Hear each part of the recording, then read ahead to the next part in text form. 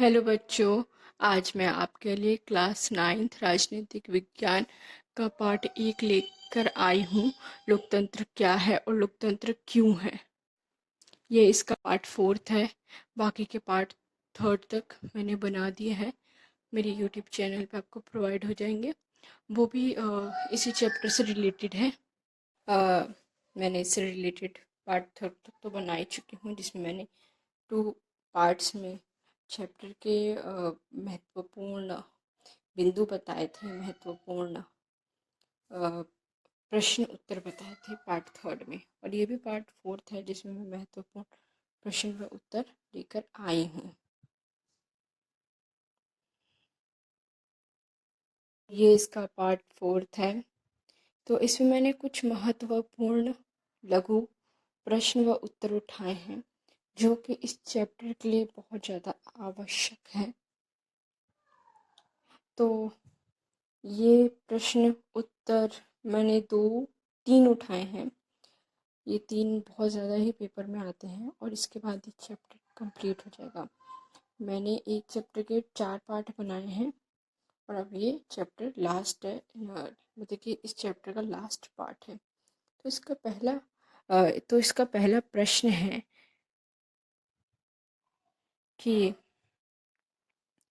लोकतंत्र के गुण, कि लोकतंत्र में क्या गुण है जिससे वह अच्छा है और क्या दोष है जिसके कारण लोकतंत्र पे लोकतंत्र का काम सुचारू रूप से नहीं हो पा रहा है।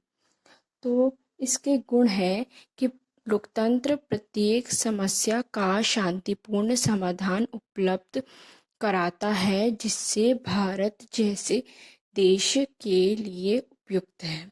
कि लोकतंत्र समान शांतिपूर्ण समानता के साथ समाधान उपलब्ध कराता है। यानी कोई भी समाधान निकाला हो या फिर कोई भी से चीज़ के ऊपर बहस करनी हो तो वो वाद विवाद होते हैं, परंतु शांति के साथ होते हैं।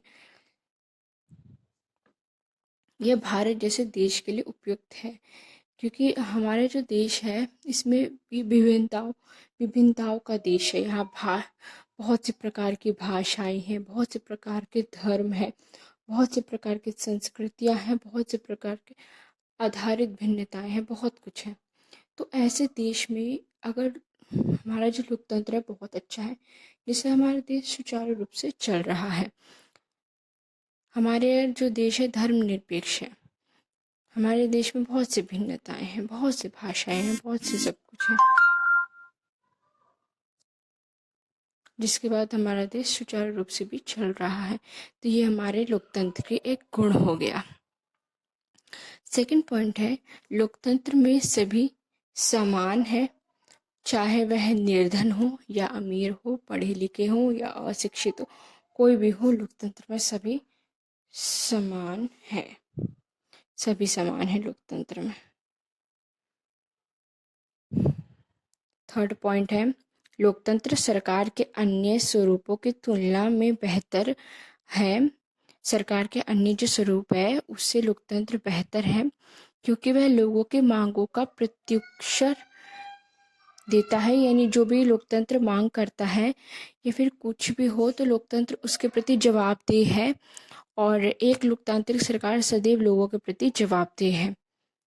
यानी सरकार जो लोकतंत्र है वो सरकार के अन्य स्वरूपों की तुलना में बेहतर है और लोगों के मांगों, लोगों के प्रश्नों के प्रति वह जवाबदेह है। ये उसके गुण हो गए। यानी शांतिपूर्ण तरीके से कार्य करता है, सभी समान हैं, सभी के प्रति जवाबदेह है हमारी सरकार। ये हमारी सरकार के, ये हमारे लोकतंत्र के गुण हैं। अब हम दोष पर आते हैं। तो दोष है इसके लोकतंत्र के नेता बदलते रहते हैं, ये अस्थिरता का कारण है। यानी नेता बदलते हैं ना, जिसके कारण हमारे लोकतंत्र में अस्थिरता यानी स्थिरता नहीं आ पाती है, अस्थिरता आ जाती है, यानी सब उल्टन पुल्टन सा हो जाता है। ये उसका महत्वपूर्ण कारण है। हमारा दूसरा है लोकतंत्र राजनीतिक प्रतिद्वंदिता एवं शक्ति का खेल है। यानी लोकतंत्र में नेताओं के पीछे होड़ लगी हुई है, पार्टियों के पीछे होड़ लगी हुई है। ये इसका एक दोष है जिसमें नैतिकता के लिए कोई स्थान नहीं है। ये पार्टियों के पीछे, नेताओं के पीछे, राजनीतिक प्रतिद्वंदिता के पीछे एक होड़ लगी हुई है, जिसमें जो नैतिकता है, जो हमारी नैतिक धर्म है, नैतिक गुण है, उनका वहाँ पे कोई स्थान नहीं है। थर्ड पॉइंट है, निर्वाचित नेता लोगों के सर्वश्रेष्ठ। जो हमारा थर्ड पॉइंट है वो इधर है कि निर्वाचित नेता लोगों के सर्वश्रेष्ठ हितों से परिचित नहीं होते हैं। जो निर्वाचित नेता यानी जो अभी तुरंत नेता आए हुए हैं, वो लोगों के सर्वश्रेष्ठ हितों से परिचित नहीं होते हैं और यह गलत निर्णय लेने का कारण बनता है। यानी वो लोगों को अगर कोई नया नेता आता है तो वो लोगों के जो करंट ज़रूरतें हैं उन्हें वह समझ नहीं पाता है, जिसके कारण वो कोई भी गलत निर्णय ले लेता है।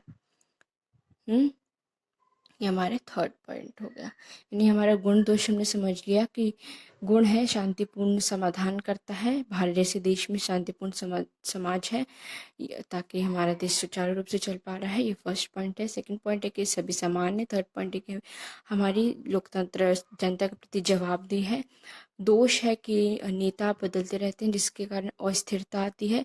राजनीतिक प्रतिद्वंदिता यानी कि होड़ लगी हुई है सबके पीछे और निर्वाचित नेता बदलते हैं जिसके कारण कि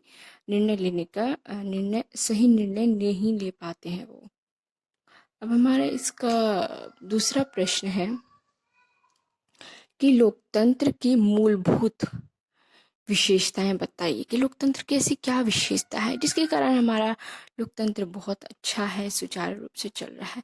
तो इसका पहला कारण है, लोकतांत्रिक देशों के शासकों का चयन जनता करती है। ये जो लोकतांत्रिक देश होता है उसके शासकों का, उसके नेता का चयन जो होता है, जो चुनाव होती है वो जनता करती है, वो कोई पार्टी नहीं करती है। जनता खुद ही अपने नेता को चुनती है और चुनाव के पहले और बाद में भी विपक्षी दलों का स्वतंत्र रूप से काम करती है। यानी लोकतंत्र सरकार में, यानी हमारे लोकतांत्रिक में क्या है कि अगर विपक्षी हार जाते हैं किसी कारणवश, अगर वह हार जाते हैं तो ये मतलब नहीं है कि विपक्षी हार गए तो वह कार्य अपना नहीं करेंगे। नहीं, वो अपना कार्य करेंगे। हारने के बावजूद भी वो अपना कार्य करेंगे। जो उनका कार्य है वो अपना लोकतंत्र में वह कार्य करेंगे। इसमें अभिव्यक्ति की स्वतंत्रता होती है और लोग मौलिक अधिकारों का प्रयोग करते हैं। यानी हमारी जनता, सरकार अगर गलत कर रही है तो उसके प्रति हमारी जनता बोल सकती है, सही कर रही है तो बोल सकती है। यानी हमारी जनता को बोलने का अधिकार है। हमारे जनता को मौलिक अधिकार है जिनका वह बहुत अच्छी तरीके से प्रयोग करती है। उन्हें मौलिक अधिकार दिए गए हैं, समानता का अधिकार, स्वतंत्रता का अधिकार, शैक्षणिक अधिकार, बहुत से अधिकार हैं। फोर्थ है, एक लोकतांत्रिक सरकार संवैधानिक कानूनों एवं नागरिक अधिकारों के दायरे में रहती है। यानी जो एक लोकतांत्रिक सरकार है, संवैधानिक कानून अर्थात संविधान में जो हमारी सरकार के लिए कानून व दायरे बनाए गए हैं वह उन्हीं के सीमा में रहकर कार्य करती है। नागरिकों के हितों के, नागरिकों अधिकारों के सीमा में रहकर ही वह कार्य करती है, वह शासन करती है। ये हमारा फोर्थ पॉइंट हो गया विशेषता में कि महत्वपूर्ण निर्णय जो है वो शासक ही लेते हैं। दूसरा है कि विपक्षी दल भी कार्य करती है। तीसरा है सभी को बोलने का अधिकार, स्वतंत्रता का अधिकार, मौलिक अधिकार। फोर्थ है कि अपने शासन में, सीमा में रह के, दायरे के, लोकतंत्र सरकार के कानूनों के दायरे में रहकर कार्य करती है।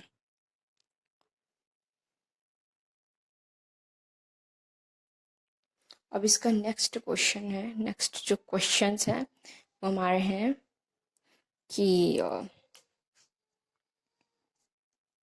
लोकतांत्रिक एवं अलोकतांत्रिक सरकारों में अंतर स्पष्ट कीजिए कि लोकतांत्रिक सरकार व अलोकतांत्रिक सरकार में क्या अंतर है।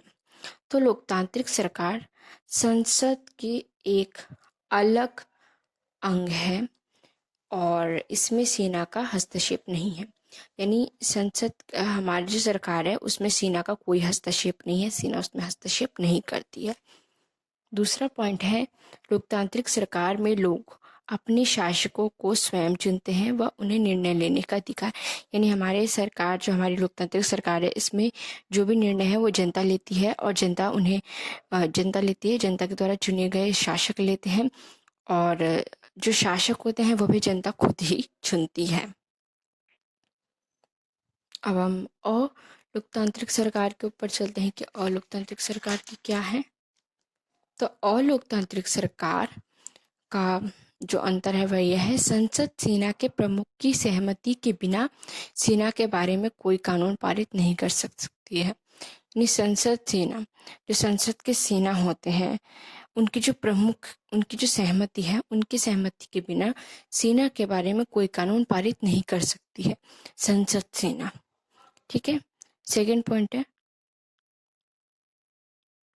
अलोकतांत्रिक सरकार में लोग अपने शासकों को स्वयं नहीं चुनते हैं और उन्हें निर्णय लेने का अधिकार नहीं है। यानी जहाँ पे लोकतांत्रिक सरकार नहीं है वहाँ पर जनता कोई निर्णय नहीं लेती है, वो शासक भी खुद नहीं चुनती है, वहाँ पे उन्हें कोई किसी प्रकार का अधिकार नहीं है, वो उन्हें वहाँ पे किसी प्रकार की छूट नहीं है, बोलने की छूट नहीं है, कुछ भी इस प्रकार की छूट नहीं है। जैसे पाकिस्तान में वहाँ जनरल जो होते हैं वो सेना होते हैं, सेना को जनरल बोलते हैं, तो वहाँ सेना का ज़्यादा हस्तक्षेप है पाकिस्तान में, लेकिन हमारे यहाँ नहीं है। तो आपको ये समझ में आ ही गया होगा विषय, देख लीजिए आप एक दफ़ा।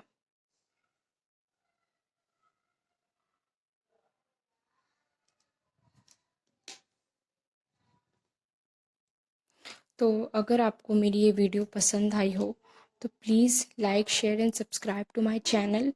आप देख तो लेते हो लेकिन सब्सक्राइब करके नहीं जाते हो, तो मुझे बिल्कुल अच्छा नहीं लगता है। Please like share and subscribe करके ही जाओ, ताकि मैं जितनी भी 9th क्लास से रिलेटेड एसएसटी की जितनी भी वीडियो लेकर आऊँ वो आपके लिए हेल्पफुल हो। और ये मेरा चैप्टर यहीं कंप्लीट होता है। अब मैं नेक्स्ट चैप्टर लेकर आऊँगी 9th क्लास के हिस्ट्री से ही रिलेटेड। तो अगर आप चाहते हैं कि और 9th क्लास की मैं वीडियो लाऊं तो please like share and subscribe to my channel please. And अगर आपको किसी भी प्रकार का कोई डाउट हो तो आप कमेंट बॉक्स में ज़रूर बता सकते हो। तो मिलते हैं अब नेक्स्ट वीडियो में। Thank you, thanks for watching, bye.